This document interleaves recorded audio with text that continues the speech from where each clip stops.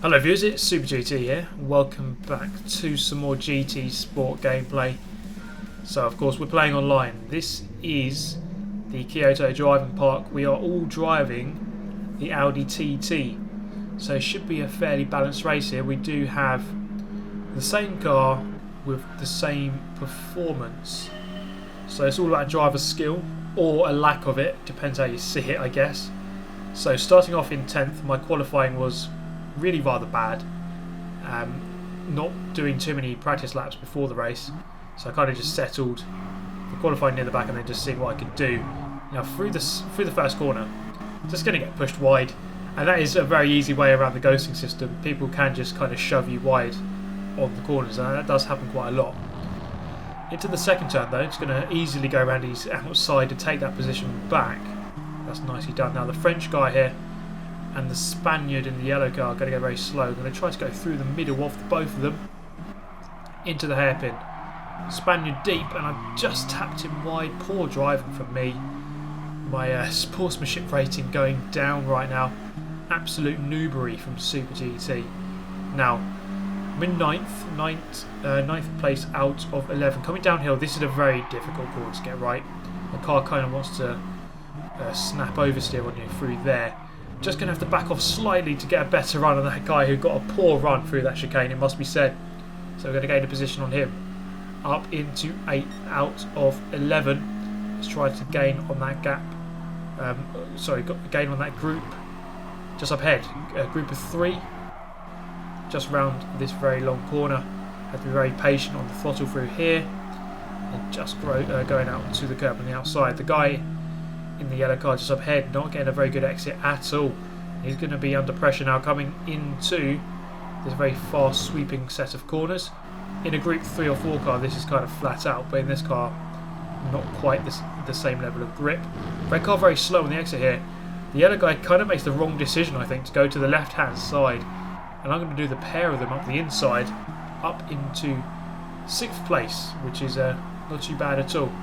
After lap number 1 we've gained 4 positions from 10th, and we have 1 lap remaining. Just a 2-lap race, a very short sprint, just over 4 minutes in total length.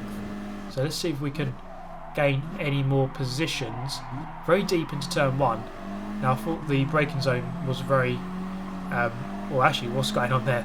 The guy in 5th place, completely all over the place, so I inherit 5th place. So you've got these 2 cones on the outside which kind of denote where you should brake, but for the first corner it seems to be a little bit too late actually, but that's just my opinion. Maybe I should just brake a little bit earlier. Now Frenchman just up ahead with a German, and then I can't quite see that flag. Is it a Dutchman? Going for the massive lunge up the inside. The Dutch guy's off, so in one corner I've gained 2 positions up into 3rd from 5th. Not bad at all. So we have the German here. I'm not sure the leader, I think he's from Russia actually, so he's quite a long way ahead, well around the chicane now. And then I'm just going to get a massive twitch of oversteer. You see it there, going through that area far too quickly and asking far too much of the car. Going to get pushed off on the exit. Dutchman taking no prisoners. I'm going to move to the outside of the Norwegian guy, and well, he kind of for some reason doesn't like that, and I get a penalty. I'm really not sure. He's still turning into me. I'm on the inside legit, and he's just turning into me. Clearly he thinks I've done something wrong, and I've got a penalty for that. Have to slow down. It's been an absolutely disastrous second lap.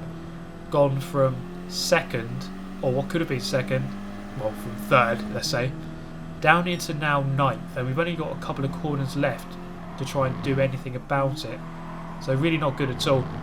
So let's see if we can get back up into 7th at least. 7th place is just up ahead of us. The Norwegian guy just ahead. I'm going to punt him, give him a speed boost actually. Probably helped him. So he's going to go up the inside. I'm going to look up the inside. Not quite going to happen there. Although the other guy does go very wide, so that does give me a chance to go through into 8th as I do. It runs me very narrow. And then I'm going to give him a nudge there. Then I'm just going to back out as he turns across, and then he turns across again. So I lost a position, but then I gained one as well. So the Norwegian guy could have just gone to the line there, but he lost out 2 positions by trying to sideswipe me. But I don't even know what the hell was going on at the end there. Just a big mess basically. So hopefully the next race can go a little bit better than that one. I suppose I did start 10th, so I did go up a couple of positions. So one more race. Let's see if we can do any better. I did qualify a little bit higher this time. I think it was possible to go into the 157s, but my best qualifying lap was a 158. I have got split tyres for a 157, so that is possible. Now through the first corner, kind of a repeat of the last race. You can see it there, just going to get pushed out wide. And that is just a very prevalent tactic in this game. People just coming at your inside, pushing you wide, and then easily taking the position. So this sportsmanship rating taking a nosedive right now.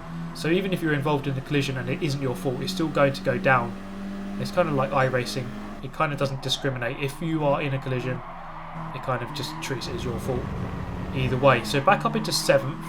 This guy's going to just ghost out. And I've got that guy on my left-hand side here. It's just absolute chaos. He's still there. I'm going to give him a car whip on the left-hand side. But I'm going to have the inside line now, coming down to my worst corner, where I got it completely wrong in the last race. I'm just about going to keep 2 wheels on the curb there to keep it clean and not get a penalty. So on the exit then, 6th place. We're going to try to follow the Frenchman through past the Italian. I'm going to just nip it up the inside basically, just try to follow him through. Now coming in, I kind of just push him in. And if anything, well, I kind of helped him with the overtake. Perhaps unsettled his car if anything.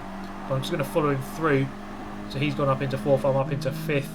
Can we make up any more positions? It's a very short dash to the race finish. It's just 2 laps.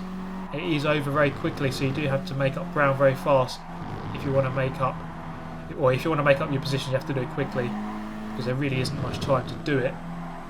So the final corner of lap number 1, go flying in. Plenty of people doing that, unsettling the car on the entry, but the car kind of just settles itself down. Eventually gets through. The Frenchman goes very wide there. I'm going to get a much better run. I'm up into 4th place. 2nd place is just up ahead. Similar story to the previous race. 1st place just running out easily away from the pack. But 2nd place is within sight here into the 1st corner. Again, quite deep. 2nd and 3rd going very deep as well. It's almost 4 abreast for a second there. And so we've got deja vu here.